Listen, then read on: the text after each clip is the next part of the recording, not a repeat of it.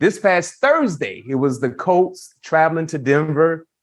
Colts without Jonathan Taylor. It didn't matter. They won. That was a tough watch. That was a tough watch.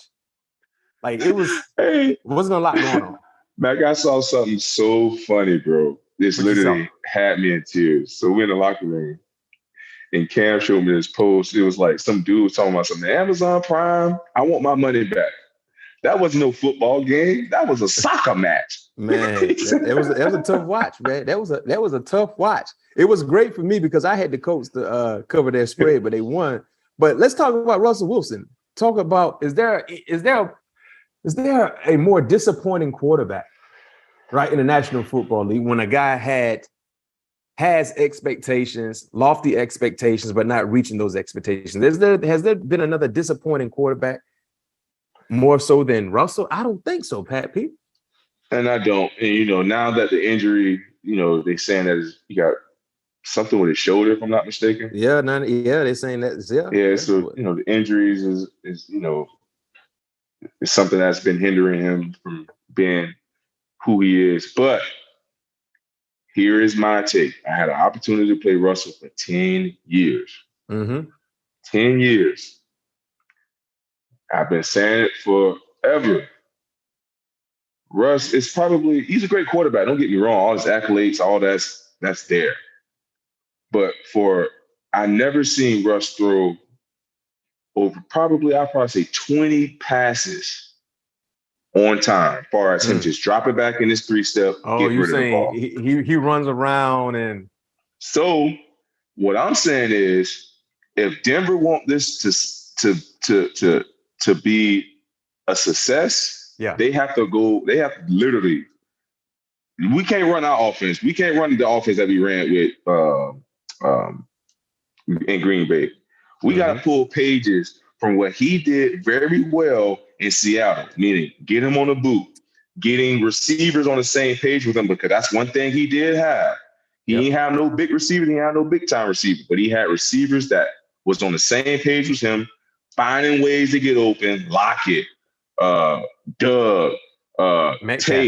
Metcalf, Golden Tate. I'm just talking about all the receivers in his pass. Yeah. It's not how many times you've seen those guys just straight up rock somebody up. Yeah.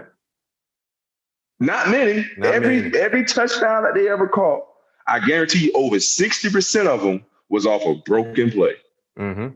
I remember one time we had to cover their receiver group for 13 seconds. Dang. 13 seconds, bro. So what I'm saying is their personnel that they have right now there is good, but it's not matching up with what Russell like to do, as far as making things happen with his legs, on the move, creating extra time, because he understood that was something that gave defenses problems, the extra time. Anytime he threw the ball on time, it was not either picked off, thrown behind somebody, not on time. He threw the ball better on the move. He was not a pocket stationary quarterback. Yeah. And that's what it looks like Denver is trying to make him, and that's not him. It sounds like you're just basically saying Russ need to go out and play backyard football. And that's what I've been saying for 10 years. Every year we play, I say, man, we ain't doing nothing but playing backyard football. That's all we doing. We ain't doing nothing but playing backyard football. Hey, and get this, Pat P. If you look at the two situations, I never thought I would say this, but it seems like Seattle got the better quarterback. Man. Now, Geno Smith is playing some good football. He is. He's playing complimentary football. They're scoring points. Scoring points, not turning the ball over. Defense is kind of keeping them in some games when they are clicking on all cylinders. Mm-hmm. So he's just not making any mistakes. And I think that was, that's my biggest take from seeing the Denver Russell and the Seattle Russell. We're not seeing that backyard action. We're not seeing creating extra time with his legs, because the 10 years that I played him, he was never in the pocket throwing the football, ever. Yeah. And if he was, it was probably a screen or hell, probably a slant flat. Anything over 5 yards, he was breaking the pocket. The receivers knew he was breaking. I remember one time, kid you not, Doug Baldwin told us as a receiver, like, we just run to get open. And that gave me validity that they play backyard football, man. Wow.